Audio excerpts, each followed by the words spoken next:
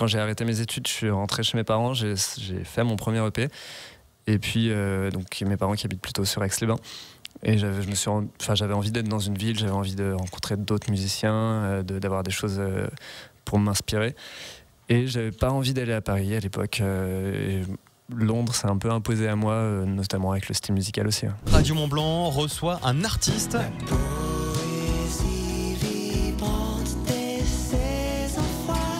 Tous les jours, Radio Mont-Blanc met en avant des artistes de notre territoire. Depuis quelques semaines sur nos ondes, nous vous avons révélé Martin Costaz, un chanteur, auteur-compositeur originaire d'Aix-les-Bains.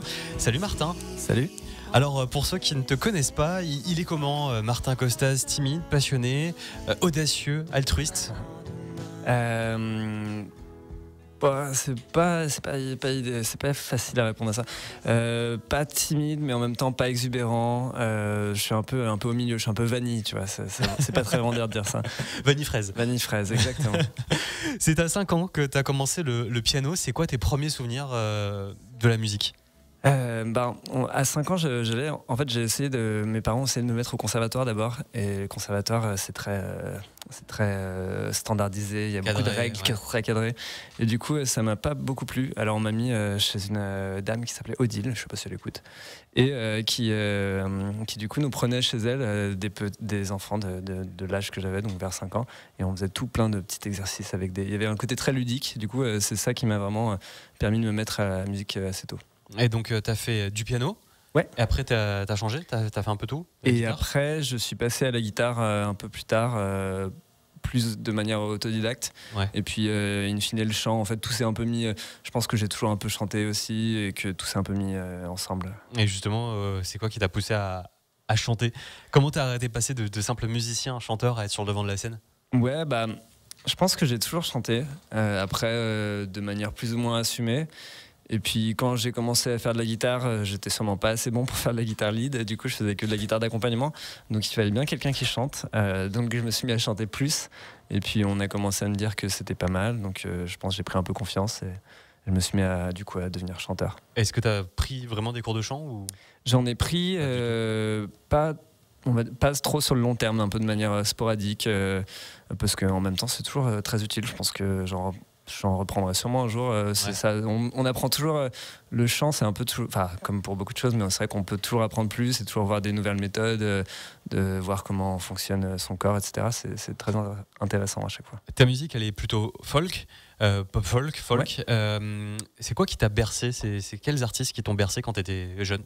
Ouais, moi, à la maison, on n'écoutait pas trop de musique francophone. C'était plutôt ma mère, elle écoutait beaucoup de Simon & Garfunkel, de Crosby, Stills, Nash, des choses comme ça. Mon frère écoutait pas mal de Ben Harper à une époque. Je pense que... Donc côté ta mère, c'est beaucoup 70s? Ouais, pas mal 70s. Après, Beatles, choses comme ça. Des classiques. Des classiques. Donc ouais, c'est plutôt des choses comme ça qui m'ont bercé quand j'étais plus jeune. Et ton frère? Et mon frère, plutôt Ben Harper, beaucoup de Ben Harper. J'ai eu une grosse période Ben Harper. C'est vrai que j'ai tendance à oublier, mais ça a dû sûrement beaucoup m'influencer. Et après, les premières choses que j'ai un peu découvert par moi-même, on va dire, ça a été peut-être Cocoon. J'ai eu une grosse période Cocoon. Les premiers albums sont un peu plus folk que ce qu'il fait maintenant, qui est un peu plus pop peut-être. Mais c'est un peu ce qui m'a ouvert vers la folk, justement. Et après, j'ai un peu cherché. Il y a plein de choses à écouter. Tu as fait des études, tu t'es pas arrêté au bac pour faire de la musique, tu as poussé quand même tes études? Ouais, j'ai fait des études de droit. J'ai d'abord fait une maths sup, maths spé, puis après j'ai dit non, c'est nul, je vais faire du droit. Donc j'ai un master en droit public international qui aujourd'hui me sert à peu près à rien, si ce n'est de dire que j'ai fait ça et que j'ai fait un stage à l'ONU à New York. C'était super, c'est juste pour mon CV. ça aide le CV sur scène? Le CV musical aide, le CV d'études de droit un peu moins. Alors t'es parti en Angleterre après tes études, c'était pour le travail ou pas du tout, juste vraiment pour la musique? Non, c'était vraiment pour la musique. En fait, quand j'ai arrêté mes études, je suis rentré chez mes parents, j'ai fait mon premier EP, et puis donc mes parents qui habitent plutôt sur Aix-les-Bains.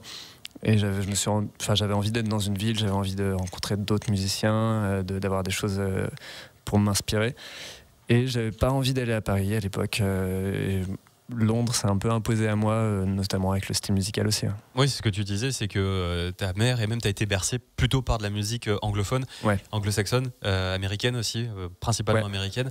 Du coup, c'est vrai que c'était aussi cet amour pour la langue anglaise peut-être dans tes compos. Ouais, oui, la plupart des artistes que j'écoutais sont soit britanniques, soit américains, et même pour la folk, c'est un peu...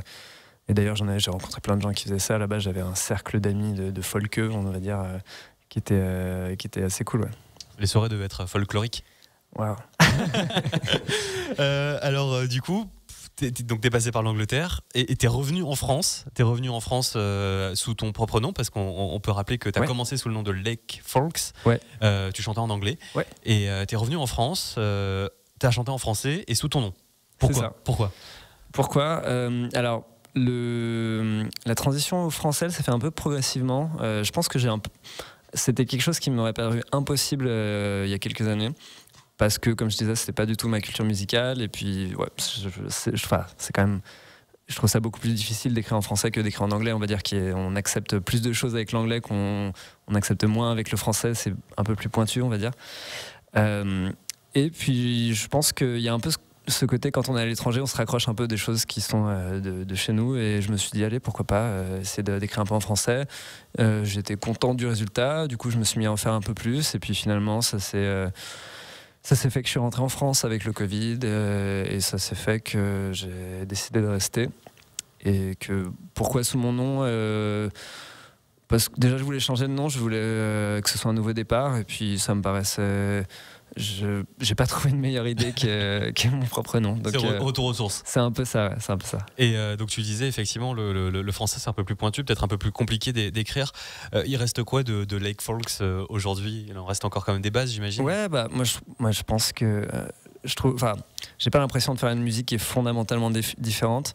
Après il y a des différences dans la production où j'ai peut-être avancé, que je me suis mis à travailler avec des personnes qui ont influencer ma musique de telle ou telle manière.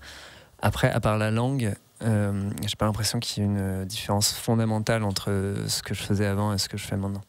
Alors, ta chanson Saison froide, elle va parfaitement avec le temps qu'on a aujourd'hui. Peut-être que, comme moi, vous avez été surpris ce matin en vous levant et en voyant de la neige, en ouvrant les volets. Saison froide, c'est une chanson qu'on vous a diffusée tout l'hiver ici sur l'antenne de Radio Mont Blanc. Est-ce que ça fait un peu référence à ta Savoie natale ? C'est une bonne question. Je pense pas. Je pense que je l'ai écrit quand j'étais à Londres et que j'ai pas pensé à spécialement ma Savoie natale. Après, c'est vrai que c'est un peu une chanson assez contemplative et qui peut donner envie d'être un peu sur la route, comme tu disais, ou un peu dans les grands espaces. Donc c'est vrai que ça s'applique pas mal. Totalement. Ça, ouais. On se voit sur les routes dans nos pays de Savoie en train de rouler, avec plein de virages, de la neige sur les sommets. C'est quoi qui t'inspire justement pour les chansons ? Tu dis que c'est admiratif, c'est contemplatif plutôt cette chanson. C'est quoi ? C'est des aventures, c'est des histoires de ta vie que tu retranscris dans tes chansons ? Je pense qu'il y a de tout ça qui influence et qui infuse forcément ce que je vais écrire. Après, ça peut dépendre. C'est assez rare que j'ai des morceaux où vraiment je pense à un sujet en particulier et je vais écrire dessus. Il y en a où ça vient un peu sans trop me poser la question, et après j'ai un peu le thème et je vais filer l'idée, et sans qu'il y ait quelque chose en particulier. Après c'est comme tout, on parle pas toujours de soi non plus à 100%, mais il y a forcément quelque chose qui en reste. Je rappelle que Martin Costas est avec nous, talent Radio Mont Blanc. Martin Costas, vous le connaissez peut-être depuis quelques temps avec cette chanson. J'ai trouvé quelque chose en toi, j'ai trouvé quelque chose en toi qui ne me plaît pas. Quelque chose en toi. T'es passé par la scène de Musilac, à Aix-les-Bains, chez toi. Ouais. Ça fait quoi d'être devant des milliers de personnes à la maison sur un festival qui est quand même légendaire, qui est mythique, comme Musilac? C'était vraiment chouette. C'est vrai que pour moi c'était un peu un rêve d'enfant de jouer à Musilac, parce que j'y suis allé régulièrement depuis que je suis tout petit. Après, pour être à 100% honnête, il n'y avait pas des milliers de personnes au moment où j'ai joué, parce que j'ouvrais vraiment le festival, donc c'était hyper tôt dans la journée. Ouais. Et les gens arrivent, et c'est bien normal parce que moi, même en tant que spectateur, j'allais rarement aussitôt à Musilac.